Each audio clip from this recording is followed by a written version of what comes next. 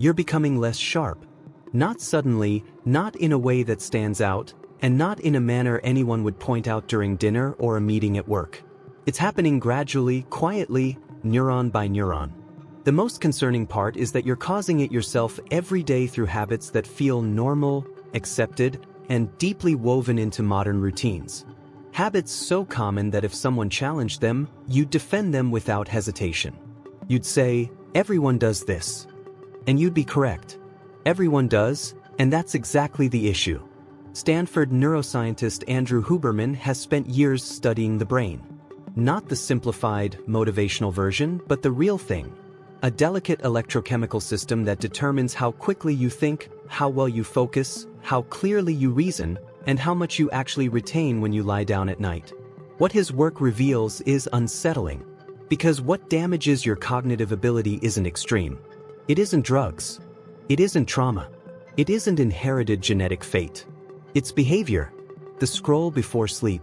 The first glance at your phone in the morning. Your eating patterns. Your lack of movement. The constant noise you confuse for meaningful connection. Each habit seems minor on its own. Almost harmless. But over time, they cut deep channels into your neural pathways. One day, you look back and realize you're not as sharp as you once were. You wonder when that change happened. You wonder when you stopped feeling like yourself. By the end of this, you'll clearly understand how your everyday routines are chemically reshaping your ability to think. You'll recognize the unseen structure of your own cognitive decline, and you'll face a decision: continue treating it as normal or stop. Let's start where it begins. The morning. Your eyes open. Before your feet touch the ground, your hand reaches for your phone. Blue light fills your vision. Notifications pile up: emails, messages, headlines, someone's carefully arranged breakfast, someone else's tragedy across the globe, opinions you never asked to see. You believe you're just checking in. You're not. You're giving up control. Huberman's research points to a hard truth about this routine. During the first 90 minutes after waking, your brain is highly adaptable. Dopamine, the chemical tied to motivation and focus, sits at a natural baseline. Cortisol, which heightens alertness, is elevated. This is when your brain is most open to being shaped. And what do you expose it to? Disorder. Broken bits of information. Emotional triggers. Algorithm-driven content engineered by people who understand your psychology better than you do. When you grab your phone before your mind is fully awake, you're not beginning your day. You're disrupting it. You're conditioning your brain to rely on outside stimulation before it can form clear internal thought. You're teaching yourself that focus comes from external input. It doesn't. And each morning you repeat this pattern, you make sustained concentration more difficult. Consider that carefully. 10 minutes of scrolling at 7 a.m. is training your prefrontal cortex to seek distraction for the rest of the day. No one warned you because it's common behavior. Everyone does it. Now let's address the story you tell yourself at night. "I'll sleep when I'm dead." You say it proudly, as if rest signals weakness, as if pushing through exhaustion makes you better than others. But here's what's actually happening when you limit your sleep. Your glymphatic system, the brain's waste removal process, only functions during deep sleep. It clears out metabolic byproducts, including beta-amyloid proteins, the same harmful substances linked to Alzheimer's disease. When you shorten your sleep, you're not being productive. You're allowing damage to accumulate, slowly poisoning yourself. Huberman explains it clearly. Sleep is not passive. It is the most active process your brain performs. Memory consolidation, emotional regulation, and synaptic pruning all occur while you are unconscious. When you skip sleep, you do not only feel tired, you become cognitively impaired. Research shows that after 17 hours without sleep, reaction time and decision-making resemble those of someone who is legally intoxicated.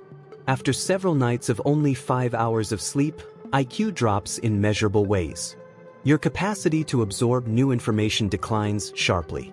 And the most concerning part is this: sleep deprivation reduces your ability to recognize how impaired you actually are. You feel fine, but you are not. You are functioning at roughly 60% and labeling it productive. You are making choices with the mental equivalent of a cracked windshield. Each day you repeat this pattern, the damage spreads. But you are busy. You believe you are important. You have responsibilities to manage. So you give up the one process your brain relies on to restore itself, and you describe that choice as ambition. Now this is where the issue deepens. Let's discuss the substance you do not consider a drug: dopamine. Every scroll, every like, every notification, every click, every endless feed is designed to trigger dopamine release. Not in large surges, but in small, frequent pulses. Constant, unpredictable, variable rewards. This is the same system that makes gambling addictive. The same pattern that keeps laboratory animals pressing levers until they collapse. And you engage with that system hundreds of times each day. Huberman has addressed dopamine's less discussed side in detail. This molecule is not about pleasure itself. It is about the expectation of pleasure. It drives desire. The problem with ongoing overstimulation is straightforward. Your baseline drops. When your brain is exposed to continuous microdoses of dopamine throughout the day, receptors begin to downregulate. Sensitivity decreases. What once brought satisfaction no longer has impact. What once felt engaging now feels dull. This is not clinical depression. It is depletion. This directly connects to intelligence. Dopamine is not only linked to motivation. It is critical for working memory, cognitive flexibility, and sustained attention. When your dopamine system is overstressed by constant stimulation, your ability to focus for long periods deteriorates. Reading a book becomes difficult. Sitting with a single thought feels uncomfortable. Boredom becomes intolerable. Yet boredom, as Huberman emphasizes, is where the brain performs some of its most valuable work. Creativity, problem-solving, and deep insight emerge from unoccupied mental space, from moments without input. Those moments, however, have been removed.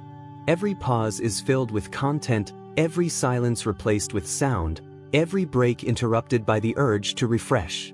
And now you question why. You feel hollow. Nothing satisfies you. Your mind feels like a browser with 100 tabs open and no RAM to run anything. Let me explain something most people won't admit. You're not multitasking, you're fragmenting. Every time you switch between tasks, apps, or conversations, your brain pays a price. This is called attention residue. Part of your focus remains stuck on the previous task even as you move to the next. The result? You're never fully present. You're always half thinking about something else. Your depth of thought is shallow, and your ability to hold complex ideas weakens with every switch. Here's what Huberman's research reveals. The prefrontal cortex, responsible for reasoning, executive function, and self-control, is the most energy-demanding part of the brain. It's the first to tire. Every forced context switch drains it faster. By 2 p.m., you're cognitively exhausted, not from working hard, but from working scattered. Those who build empires, write books, or solve meaningful problems don't multitask. They treat focus as sacred because it is. Attention is your rarest resource, and right now you're giving it away in fragments all day, every day, to whoever vibrates your pocket. Now, let's look at your body. You sit for hours, days, years, at desks, in cars, on couches. You've outsourced movement to machines, thinking the harm is only physical. It's not. Huberman's work links movement directly to brain function. Exercise, even walking, increases blood flow to the brain, stimulates BDNF production, essential fertilizer for neurons, and enhances neuroplasticity, your brain's ability to adapt, learn, and grow. When you don't move, you're not just getting weaker, you're getting slower.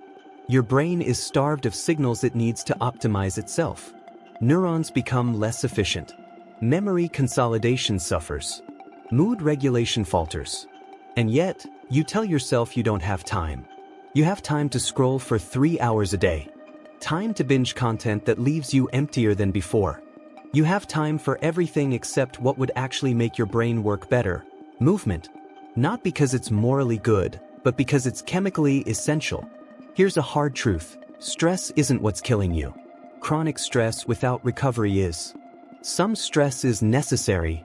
It sharpens you. Acute bursts of cortisol and adrenaline enhance focus, speed up reactions, and mobilize energy. But you're not experiencing acute stress, you're marinating in it. The news, the economy, algorithms designed to trigger fear, endless work, draining relationships, ambient anxiety you've mistaken for personality, all keep cortisol elevated. Huberman explains what happens when this continues too long. Cortisol becomes neurotoxic. The hippocampus, responsible for memory and learning, literally shrinks under chronic stress. Neural connections weaken. Your ability to form new memories declines. You're not just stressed, you're eroding. The most damaging effect is that chronic stress weakens the prefrontal cortex's ability to control the amygdala. As a result, the emotional brain begins to overpower the rational one. You become more reactive, more impulsive, and less capable of long-term thinking. You start operating as a diminished version of yourself, not because you lack strength, but because your brain is being chemically undermined by an environment you've come to accept as normal. So what does this mean? Here's the uncomfortable reality. Understanding this changes nothing unless you take action. Most people will watch this, feel a brief moment of recognition, and then return to the same habits they now know are harming them because change involves discomfort. And the brain, especially one already under strain, will choose familiar pain over unfamiliar freedom every time.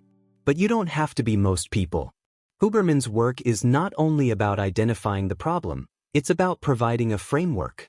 Morning sunlight to reset your circadian rhythm. Delaying caffeine so adenosine can clear. Non-sleep deep rest to replenish dopamine. Intentional cold exposure to build resilience to stress. Structured focus periods followed by real recovery. These are not shortcuts. They are foundations. And they work only if you decide that your mental performance matters more than temporary comfort, that clarity is worth defending, and that your future self deserves a brain that still functions well. Here's the idea to reflect on. You are not your habits, but you do become them. Every morning you choose distraction over intention, you reinforce a weaker mind. Every night you trade sleep for screens, you vote against your future clarity.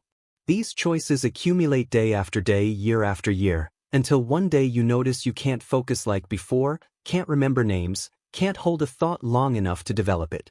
Then you blame age. You blame genetics. You blame everything except the routines you repeated. By that point it may be too late. Or you can stop now. Not tomorrow. Not after one more scroll. Not when life becomes easier. Now, because your brain is the only organ capable of recognizing its own decline. That awareness can be power or condemnation, depending on what you do next. Habits don't wait for permission. They will continue with or without your consent. The real question is whether you'll remain unaware as they dismantle you, or whether you'll wake up. And if you're still here, still listening, still feeling that tension in your chest, that's a good sign.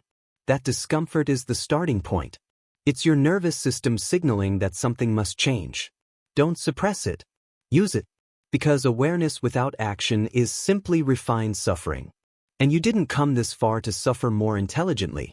You came to wake up. So wake up.